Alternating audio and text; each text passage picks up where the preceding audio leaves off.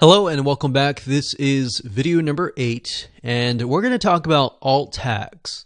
So alt tags are tags that are associated with a image and they're located in the code that tells Google or other search engines what your image is all about. So like we talked about in the previous video, Google and other search engines will look at your file name, but they'll also look at your alt tag. So it looks at a variety of variables, and that's why we have the checklist here to make sure that they all add up. So very similarly to the file name, the alt tag is a keyword that will be found in the source code. Now, to give you a better idea, what I'm going to do here is use a very similar example that we used in the previous video with the chicken noodle soup. So what I like to do is to reverse engineer it, is simply go to Google, type in the keyword that you want, find the image, which we clicked on that, and then we landed here. And then remember, we right-clicked and we opened the image in a new tab.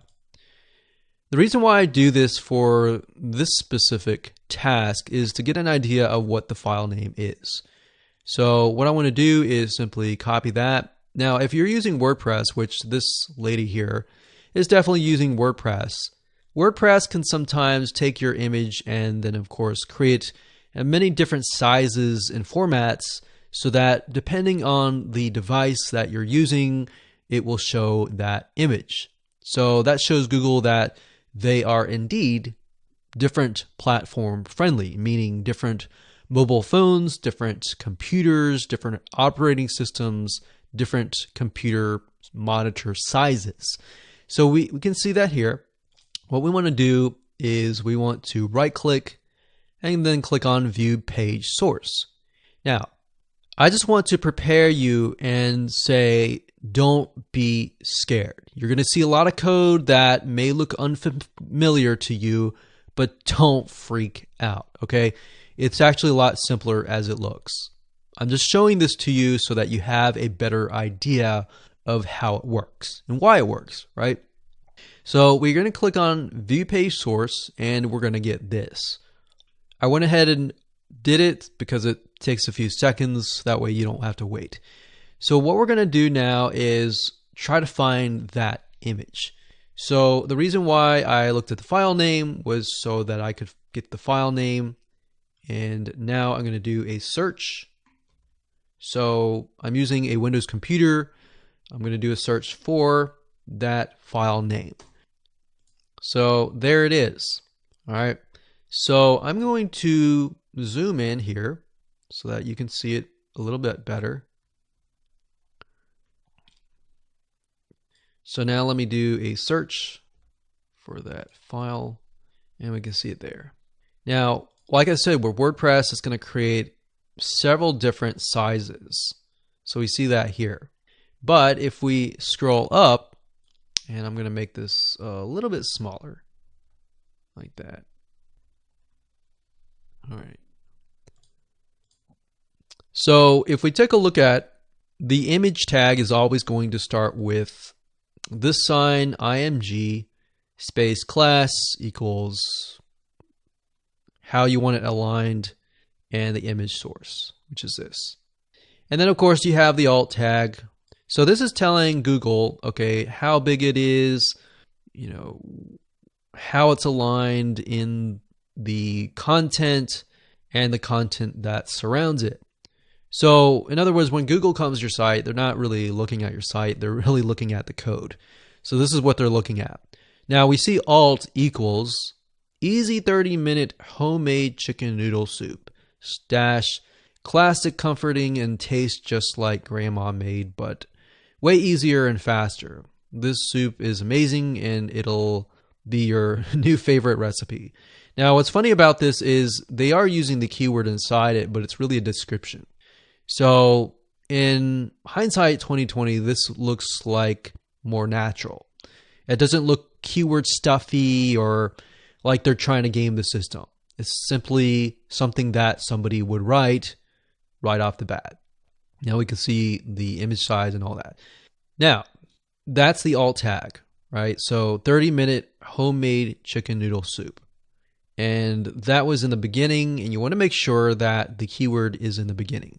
Now, if we do this again, let's just go back over here and reverse engineer again. And this time I am going to click the second one. So we'll click visit. I'm going to keep an eye on that image. So I believe that's this one here. Let's just take a look. Yeah. Bread on top, butter on the right. There we go. So that's the image that we're dealing with. And of course, I'm going to right click, open image in new tab to kind of get an idea of what we're dealing with. Now, obviously this one's long, but it says 30-minute chicken noodle soup. So remember how we talked about when you're naming your files that if you have a space to make sure that you use hyphens, they did that. 30-minute chicken noodle soup. And of course, they put a bunch of information that just tells Google what it is, like the size and all that. But they could have kept it simple and they would have gotten the exact same. Now, if we go back here, we want to figure out what the alt tag is, right? So click no thanks, right click, view page source, and we know the image is at the very top, right? So what I'm going to do, since it's so long, I'm just going to copy the first part of it, close this down, and let's take a look. So we can see that this is here. Now this is part of the metadata. So let's scroll down further.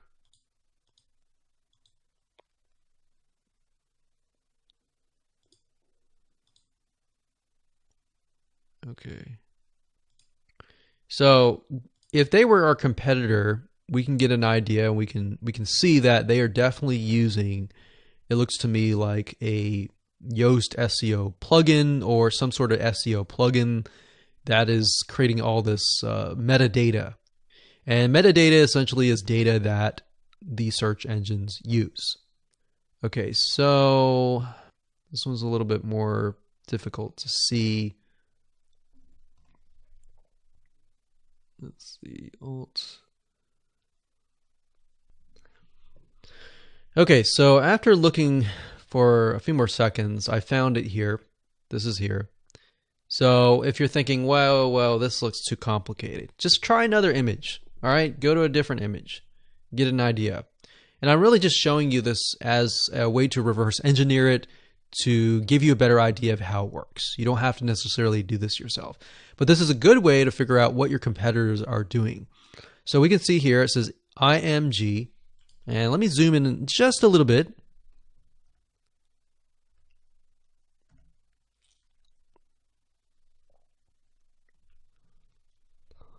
And we can see IMG SRC. SRC means source. The image source equals this. This is the file name. And then the alt equals 30-minute chicken noodle soup.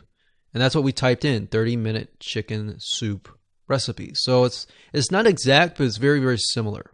And that's why all these different variables that are surrounding the image, like the recipe and all that, those actually will help you rank on many, many different keywords versus just one.